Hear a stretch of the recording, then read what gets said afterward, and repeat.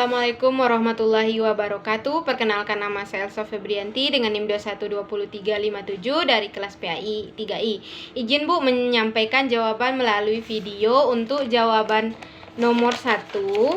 Pandangan Ananda mengenai perubahan kurikulum juga terjadi karena kurikulum yang sudah ada sebelumnya masih memiliki banyak kekurangan yang harus segera diperbaiki. Karena jika kurikulum tidak mengalami perubahan dan mengikuti perkembangan zaman, maka sistem pendidikan di Indonesia pastinya akan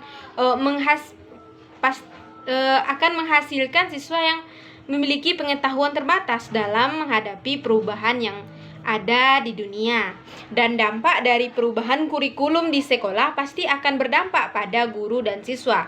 Setiap perubahan kurikulum di Indonesia pasti memiliki tujuan tersendiri, tetapi perubahan ini juga memiliki dampak positif dan negatif, baik itu bagi guru maupun siswa, karena siswa dan gurulah yang akan menjalankan dan melaksanakan kurikulum tersebut.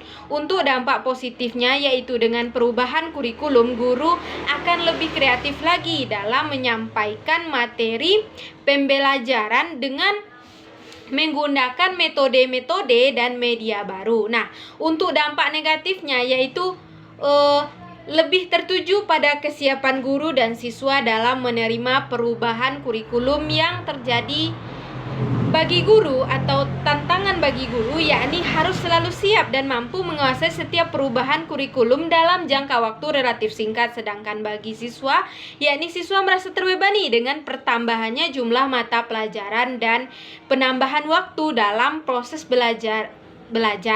Jika Ananda diangkat menjadi Menteri Pendidikan di Indonesia dan gagasan Ananda mengenai implementasi kurikulum dapat meningkatkan mutu pendidikan di Indonesia, karena mengutip dari pembukaan Undang-Undang Dasar 1945 alinea 4 dalam rangka mencerdaskan kehidupan bangsa. Hal tersebut Ananda ingin pendidikan di Indonesia mampu meningkatkan mutu serta referensi dan efisiensi manajemen pendidikan sesuai dengan tantangan dan tuntutan perubahan kehidupan di saat ini. Dan gagasan ini dalam perubahan kurikulum haruslah dapat melihat apa yang semestinya dibutuhkan pendidikan di Indonesia agar memungkinkan adanya lulusan terbaik. Untuk jawaban nomor 2, yaitu aktivitas pengembangan kurikulum yang dilakukan oleh seorang guru, yaitu sebagai seorang guru harus dapat melaksanakan kegiatan mengajar di kelas, melakukan evaluasi kurikulum dan lain-lain. Selanjutnya, sebagai pelaksanaan, guru berperan untuk mengaplikasikan kurikulum yang sudah ada. Nah, jawaban untuk soal nomor 3.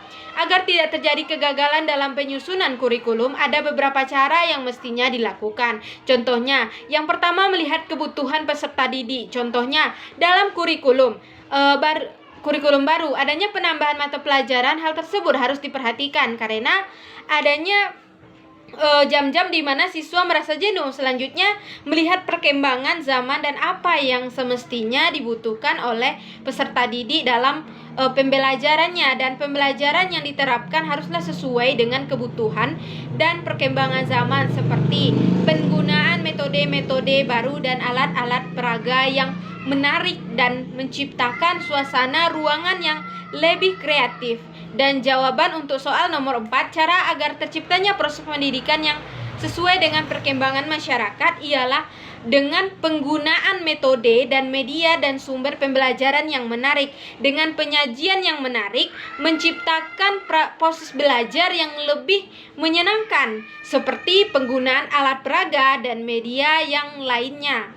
Dan di lingkungan masyarakat, dengan perkembangan iptek, kita dapat menciptakan proses pembelajaran modern, contohnya jurusan robotik dan adanya mata pelajaran TIK, Teknologi Informasi dan Komunikasi, yang merupakan langkah awal mengenal teknologi.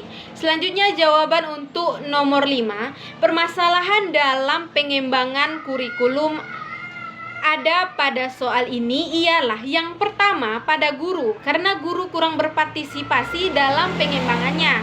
Kurikulum disebabkan beberapa hal, yaitu kurangnya waktu, kekurangan sesuai berpendapat yang baik dengan sesama guru maupun kepala sekolah dan administrator, karena kemampuan dan pengetahuan guru itu sendiri dan dari masyarakat, karena untuk pengembangan kurikulum dibutuhkan dukungan masyarakat baik dalam pembiayaan dan maupun dalam memberikan umpan balik terhadap sistem pendidikan ataupun kurikulum yang sudah berjalan, dan dalam masyarakat dan masyarakat adalah sumber input dari sekolah.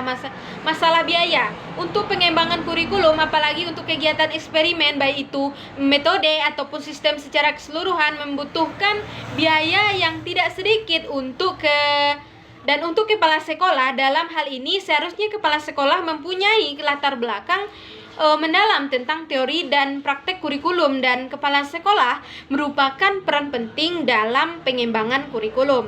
Dan selanjutnya birokrasi, yaitu terdiri dari peran infeksi dan kanwil dan juga orang tua maupun tokoh-tokoh masyarakat. Untuk jawaban nomor 6, contoh implementasi SKB 3 Menteri. Yang pertama, madrasah pada era kemerdekaan, yaitu Orde Lama. Contohnya perkembangan madrasah yang menonjol pada masa Orde Lama adalah dikembangkannya pendidikan guru agama atau PGA dengan pendidikan hakim Islam negeri. Keduanya menjadi bukti perkembangan penting di mana madrasah dimasukkan mencetak tenaga-tenaga profesional keagamaan. Selanjutnya yang kedua, madrasah pada era Orde Baru. Contohnya adanya respon keras dari masyarakat muslim pada pemerintahan Orde Baru terkait dengan Kepres 34 atau 1972 dan Impres 15 atau 1974. Pemerintahan Orde Baru mengambil sebuah langkah kebijakan mengenai madrasah, yakni pembimbingan mutu pendidikan madrasah. Selanjutnya yang ketiga, madrasah pasca reformasi.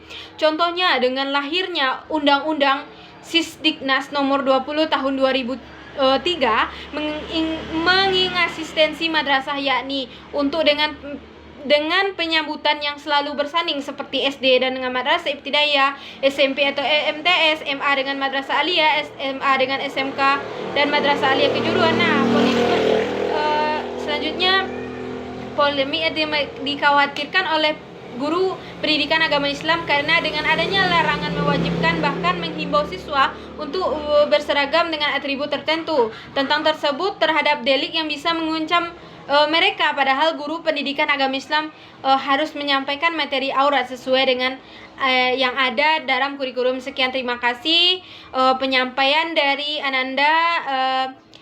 Assalamualaikum warahmatullahi wabarakatuh.